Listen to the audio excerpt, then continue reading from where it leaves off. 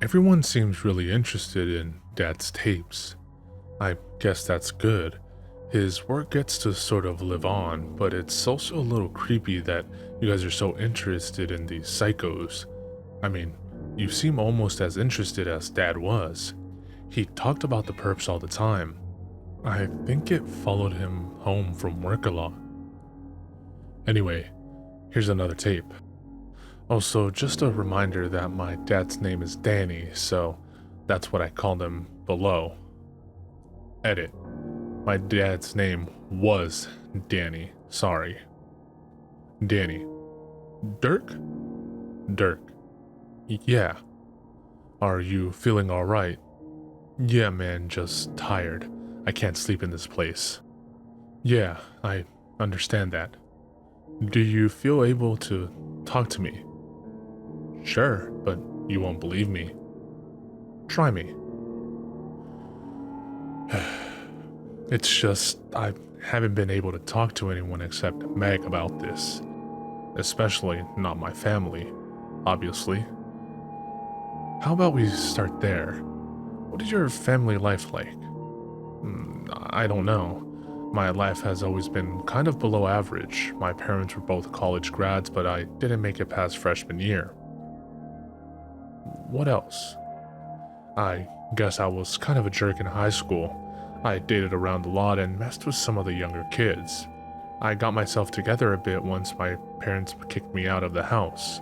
I'm not mad at them for it, I needed that push. I started working as a bartender, and that's where I've been for forever, it seems. Same town, same bar, same life. Huh, I guess it has its benefits though. Yeah? Like what? The nice thing about Mickey's, sorry, that's the bar I work at. The good thing is that it's between two major roads, so we get a lot of travelers in, a lot of out-of-towners staying overnight. That means a lot of new faces and always new women to meet. I wouldn't call myself handsome, hell, you can see that, but I can definitely charm a girl into bed. Well, not all girls, not Meg. Who is Meg? Meg is this leggy brunette who just moved out of her parents' place. She was just barely 18 when she dropped into the bar. She is small town pretty, you know the kind. Boring face, not really any ass, but her rack was nice and she knew how to wear a dress. I'm sorry, man, I'm kind of vulgar. I've heard worse. Please, go on. Well, I chatted Meg up every night she came in, but she never went home with me. We'd be talking until closing time, me urging her back to my place, but she always flirtatiously declined, and that was that. I may not be the best guy, but I'm definitely not some rapist. Anyway, a week after Meg started coming in, I met this chick. Fuck, what was her name? On? On Sorelli?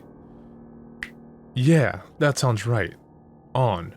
She was a typical traveler on her way to a business trip. She stopped into the bar for a drink, and I certainly admired the way she filled out her little pantsuit. We flirted all night, and then I took her home. I promise you, everything was totally normal for the most part. We talked more at my apartment, we made out a little, and then it was time for the real event. This is going to get kind of graphic, but hey, I warned you. So yeah, I was just inside her when all of a sudden she starts screaming, "Don't put your dick in crazy." His voice raises and he's actually screaming this. I immediately pull out. I was totally caught off guard. I said, "What the fuck?" She was just lying on the bed, confused. She asked what was wrong. I told her what she said and she laughed and said I must have been hearing things. I guess I shrugged it off because we started making out again. I got hard and was back inside of her. She starts screaming again. "Don't put your dick in crazy. Don't put your dick in crazy." I pull out again and she is looking at me still confused. I think, fuck it. Maybe she has a weird kink or something, so I decide to just go with it. We start fucking again and she just keeps screaming, "Don't put your dick in crazy." I try to ignore it, you know, but then it gets really weird. Her face starts to contort, I guess. Like she tasted something sour, but it was affecting her entire face. Then her neck starts to turn, and I swear to God, she turned her head almost all the way around. This is going to sound strange, but I couldn't stop. It was the best damn orgasm I ever had. She was looking weirder and weirder, screaming the whole damn time. Don't put your dick in crazy, but I was going fucking hard. I finished finally, and I must have passed out because I woke up and she was gone. You didn't see her leave? Nope. I asked Meg about it, and she laughed at me. She said either Ann was a nut job or I was going insane. I kind of joked about inviting her up to my apartment and seeing which one was true, but she said no like she always did. But that wasn't the end. The same thing happened to the next 3 girls. Next 4? Yeah, I mean, I wasn't going to let some crazy bitch ruin my sex life. Plus, I don't know why, but I felt extra horny all the time. Every woman I saw was incredibly hot to me, even if she wasn't my type. Like, the next girl I took home, her name was, Miranda? No, that was the one after that. I think this next girl was named Susie. Anyway, she was not a chick you'd think of as hot. She was thin, but had this weird bulging stomach, like she was pregnant almost. Her hair was kind of ratty, and she was just dirty looking, but I was horny and she was ready to go, so I took her home. She didn't even want to make out. I think she was just grateful for any male attention. So we get to fucking right away, and just like on, she starts screaming, "Don't put your dick in crazy." I pull out fucking shocked. She looks at me weird, just like on. She said she didn't say anything. She said I must be imagining it. And fuck, I was so horny I kept going. She was turned away from me towards the wall. I tried to push her head into the pillow so I wouldn't hear her yelling, "Don't put your dick in crazy." But she was loud as fuck, and her body, the huge bulge on her stomach, started moving. It moved to her back, then up to her neck. It was like pulsing, like something was pushing inside of it. Then her head snaps back and her spine twists up toward me. All the while she's screaming, "Don't put your dick in crazy." I guess I passed out again after I was done. She was gone when I woke up. Does that phrase have any meaning to you? I mean, I know my high school friends and I used to use that phrase all the time jokingly, especially about ex-girlfriends. It's like so many women are just nut jobs, and if you fuck those chicks, you're stuck with the crazy forever. But none of these girls seemed like that. They were just normal bar chicks, but every girl I had sex with did the same thing. The yelling, the weird body shit, then me waking up and they were gone. Anne, Susie, Miranda, Cal, Carrie, and whatever that last chick's name was, she was a hooker, so I doubt Candy was her real name. Candy was a sex worker? Yeah, she was my last hope, sort of.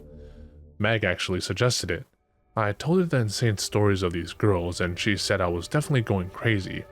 There was only one way to know for sure. She said that I should hire a prostitute and pay her to say nothing during sex, and if she yells, then I know I'm going insane.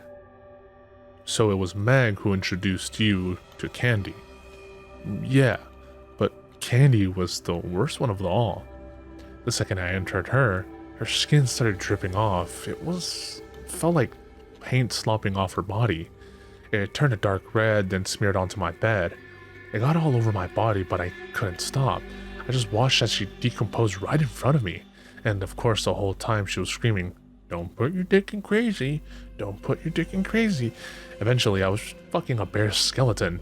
I swear to God, she had melted right in front of me. I just wanted it to be over. He starts to cry softly. When did the police show up? Right before I, finished. It was mortifying. The police stared at me with their guns out while I was finishing into this disgusting skeleton. I finished, but this time I didn't pass out. Do you remember what happened after that? Kind of. I remember one of the cops handcuffing me. They wouldn't even let me grab my clothes. I remember being put in this room, but I don't know why I'm being held here. I didn't do anything wrong. It was these crazy women, I swear. They are the ones that are screaming. Don't put your dick in crazy. I didn't tell them to. If they say I did something to them, they're lying. Ask Meg. Please. Ask her. Dirk. Just ask Meg. I did some digging after I listened to this story. Turns out Dirk was a real scumbag. He killed 5 women in the span of 3 months. They were all travelers, so no one even knew where to look for them or that they were missing.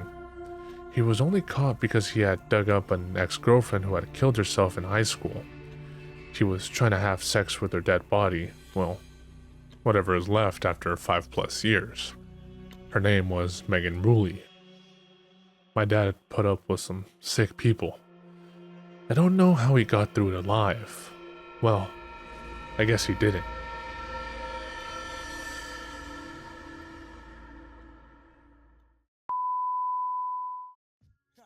In this little shop of horrors, that's how we get down. Yeah, enter, the projects on the prairie, scary. Greet you at the gate with Bloody Marys. Blood, a grail full of blood.